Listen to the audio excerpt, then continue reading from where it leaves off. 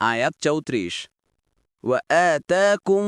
من كل ما سألتموه وإن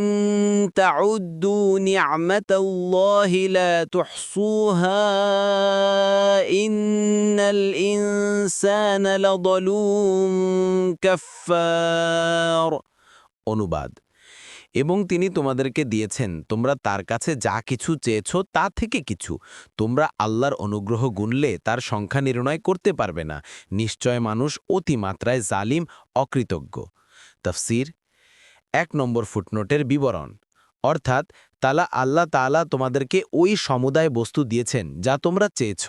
আত-তাফসীরুস সাহিহ ফাতহুল কাদির তবে আল্লাহর দান ও পুরস্কার কাউরো চাওয়ার উপর নির্ভরশীল নয় আমরা নিজেদের অস্তিত্বও তার কাছে চাইনি তিনি নিজ কৃপায় চাওয়া ব্যতীতই দিয়েছেন আসমান জমিন চন্দ্র সূর্য ইত্যাদি সৃষ্টি করার প্রার্থনা কে করেছিল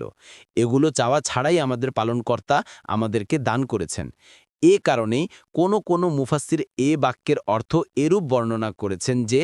আল্লাহ তাআলা তোমাদেরকে প্রত্যেক ওই বস্তু দিয়েছেন যা চাওয়ার যোগ্য যদিও তোমরা চাওনি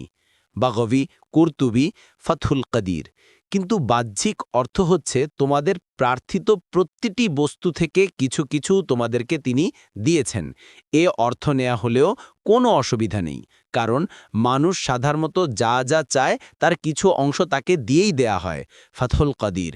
কোনো মুফাসসির বলেন এখানে চাওয়া বলতে প্রয়োজনীয় সামগ্রীকে বোঝানো হয়েছে তখন অর্থ হবে তোমাদের প্রকৃতির সর্ববিধ চাহিদা পূরণ করেছেন তোমাদের মুখে চাওয়া হোক বা অবস্থায় সে চাওয়া বোঝা যাক এ সবই তিনি দান করেছেন জীবনযাপনের জন্য প্রয়োজনীয় সব কিছুই সরবরাহ করে দিয়েছেন তোমাদের বেঁচে থাকা ও বিকাশ লাভ করার জন্য যেসব উপাদান ও উপকরণের প্রয়োজন ছিল তা সবই জোগাড় করে দিয়েছেন ইবনে কাসির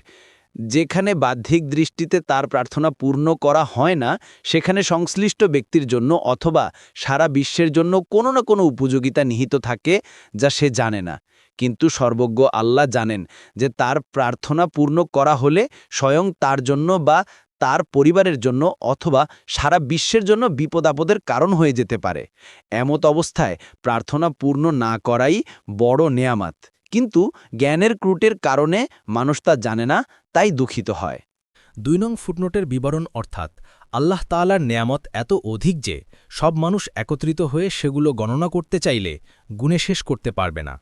মানুষের নিজের অস্তিত্বই স্বয়ং একটি ক্ষুদ্র জগৎ চক্ষু কর্ণ নাসিকা হস্ত পদ দেহের প্রতিটি গ্রন্থি এবং শিরা উপশিরায় আল্লাহ তাআলার অন্তহীন নেয়ামত নিহিত রয়েছে ফাথুল কাদির এ থেকে অনুমান করা যায় যে আল্লাহ তাআলার সম্পূর্ণ দান ও নেয়ামতের গণনা করাও আমাদের দ্বারা সম্ভবপর নয় সংক্ষিপ্ত বা বিস্তারিত কোনোভাবেই আমরা সেটা গণনা করে শেষ করতে পারব না এই অসংখ্য নেয়ামতের বিনিময়ে অসংখ্য ইবাদত ও অসংখ্য শকর জরুরি হওয়াই ছিল ইনসাসের দাবি মানুষ সে শকর আদায়ের ব্যাপারে অতিশয় জালেম কারণ সে এই ব্যাপারে গাফেল থাকে ফাথাল কাদির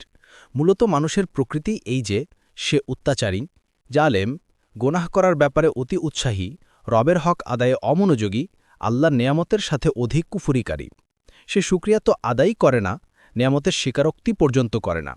তবে এদের ব্যতিক্রম কিছু লোক আছে যাদেরকে আল্লাহ হেদায়েত করেছেন তারা ঠিকই তার শকর আদায় করতে সচেষ্ট থাকে রবের অধিকার সম্পর্কে যথেষ্ট সচেতন থাকে এবং সেটা আদায় করতে নিজেকে নিয়োজিত করে উপরে বর্ণিত আয়াতসমূহে আল্লাহর যে নেয়ামত তার বান্দাদের জন্য রয়েছে তার সামান্য কিছুর বর্ণনা রয়েছে এর মাধ্যমে আল্লাহ তার বান্দাদেরকে তার নেয়ামতের শুকরিয়া আদায়ের আহ্বান জানিয়েছেন যেভাবে তার নেয়ামত দিনরাতব্যাপী তেমনি তার শুকরও দিনরাত করার জন্য উদ্গ্রীব করেছেন সাদি তালক ইবনে হাবিব বলেন বান্দাদের উপর আল্লাহর নেয়ামত এত বেশি যে বান্দারা সেটা গুণে শেষ করতে পারবে না তাই তোমরা সকাল বিকাল তাওবা করো ইবন কাসির এভাবে আল্লাহ তাআলা দুর্বলমতি মানুষের প্রতি অনেক অনুগ্রহ করেছেন মানুষ যখন সত্যের খাতিরে স্বীকার করে নেয় যে যথার্থ শকর আদায় করার সাধ্য তার নেই তখন আল্লাহ তাআলা এই স্বীকারোক্তিকেই শকর আদায়ের স্থলাভিষিক্ত করে নেন হাদিসে এসেছে রাসূলুল্লাহ সাল্লাল্লাহু আলাইহি সাল্লাম খাবারের পরে যে দোয়া শিখিয়েছেন তাতে এসেছে হে আল্লাহ আপনার জন্য যাবতীয় প্রশংসা যথেষ্ট হয়েছে না বলে অর্থাৎ যে প্রশংসা আমি করছি তা আপনার নেয়ামতের বিপরীতে যথেষ্ট নয় বা আমাদের খাবার হিসেবেও যা খেয়েছি তাই যথেষ্ট নয় বরং সারা জীবন এই নেয়ামত আমাদের লাগবে এবং এই নেয়ামত থেকে বিদায় নিতেও পারব না বা আমরা না নিয়ে পারব না এই নিয়ামত থেকে অমুখাপেক্ষীও আমরা হতে পারব না